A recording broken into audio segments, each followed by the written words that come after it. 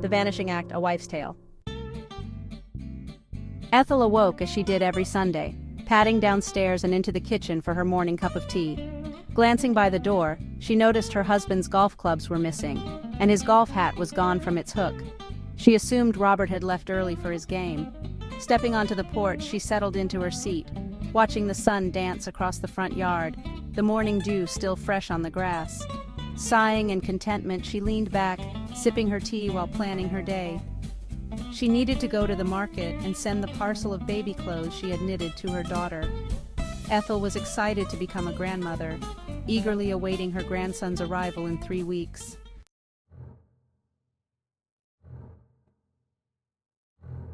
Just as she was about to head to the market, the phone rang.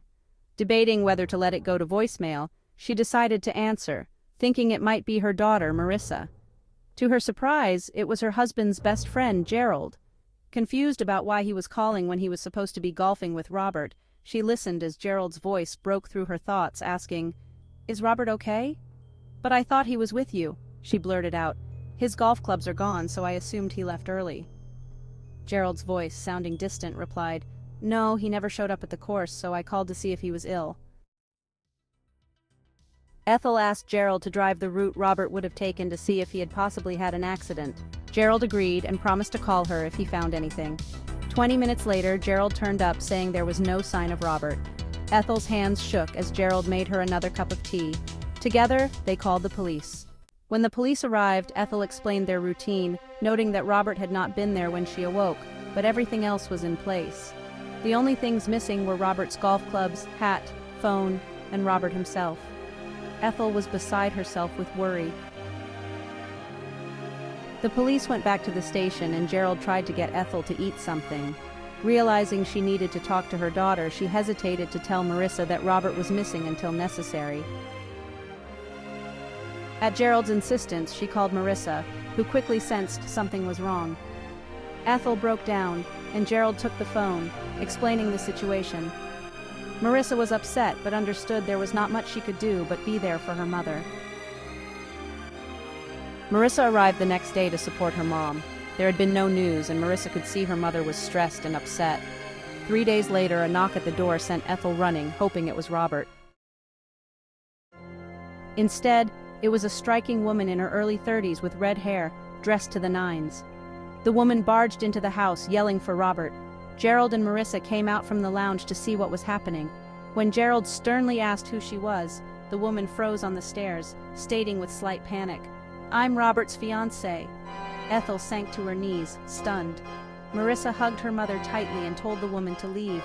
The woman sneered and started ranting about Robert planning to leave Ethel, claiming he was supposed to meet her on Monday morning after admitting it. When he didn't show up, she accused Ethel of doing something to him. Gerald called the police, who arrived and made the woman leave, threatening her with handcuffs. It took hours for Ethel to recover from the shock. The police returned with answers. The woman's name was Felicity, and she and Robert had been having an affair for 2 years. She claimed he had proposed to her and planned to leave Ethel, but there was no proof. No packed clothes, nothing missing other than Robert's golf things and Robert himself. The police found photos of Robert and Felicity together, but they also discovered Robert had several other mistresses along his work route, proposing to at least 3 of them. Felicity was just the most recent. The police concluded that Robert had likely left voluntarily with one of his other mistresses, as another woman he had proposed to, Ruby, was also missing. Ruby had left her husband, declaring she was in love with someone else and planned to marry him. With this information, the police closed the case, believing Robert had run away from the consequences of his actions. Days turned into weeks and weeks into months. No sign of Robert was found, and Ethel was supported by Gerald and her friends in town. Marissa returned home for her son Ethan's birth, a beautiful baby boy. 7 years later, Ethel had Robert declared dead. There had been no sightings, no contact, and no movement on his bank accounts. Believing he had a hidden account, Ethel reasoned he was spending from it. With no renewal of Robert's driver's license or passport and no sightings, the courts agreed, and Robert was declared dead. Ethel sold the house with its mix of memories and moved to a house by the lake. It was her grandparents' former home. She discovered the property a year ago after her parents died. 30 years after Robert's disappearance, Ethel, now 79, lived a happy, if lonely life.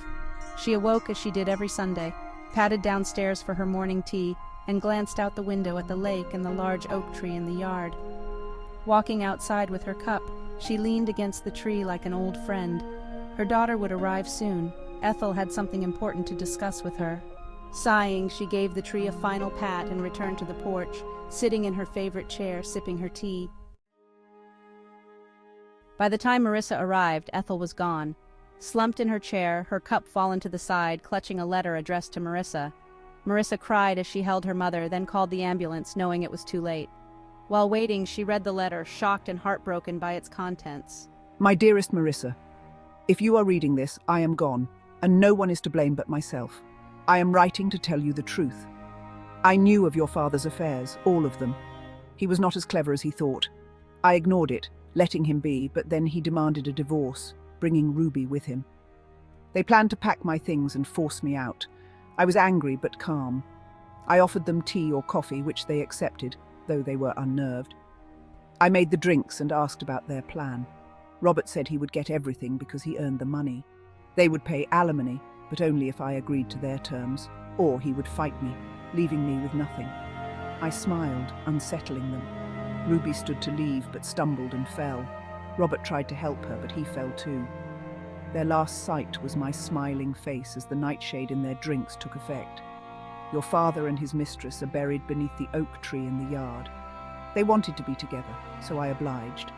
I knew about this property all along, spending summers here with my grandparents.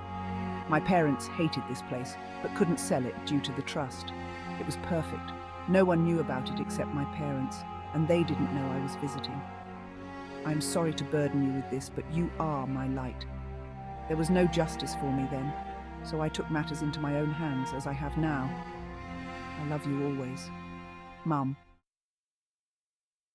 Marissa, stunned by her mother's confession, tears streaming down her face, stared at the oak tree where her father lay, then turned to see her mother at peace, the cup on the ground indicating the same poison had ended her life.